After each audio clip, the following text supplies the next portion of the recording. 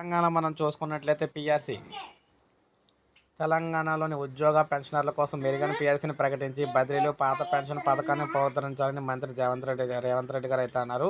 అంటే ముఖ్యమంత్రి అయితే ముఖ్యంగా చూసుకున్నట్లయితే ఉద్యోగ పెన్షనర్లకు సంబంధించి అటు విధంగా పిఆర్సీతో పాటు డిఏ బకాయిలు కూడా పెండింగ్లో ఉన్న డిఏలను వెంటనే విడుదల చేయాలని తెలంగాణ ఉద్యోగుల సంఘం ముఖ్యమంత్రిని కోరింది. సంఘం చైర్మన్ పద్మాచారి అధ్యక్ష ప్రధాన కార్యదర్శులు కూడా ఇందులో అయితే పాల్గొన్నారు.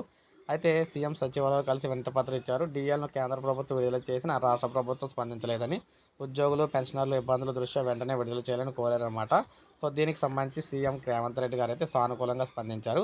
తొందరలోనే అటు డిఏ బకాయిలు నెక్స్ట్ పిఆర్సీకి సంబంధించి కూడా సో ప్రకటించే అవకాశాలు అయితే కనిపిస్తున్నాయి. సో ఇది మనకి లేటెస్ట్ అప్డేట్. ఒక లైక్ చేయండి, సబ్స్క్రైబ్ చేసుకోకపోతే మన ఛానల్ సబ్స్క్రైబ్ చేసుకోండి.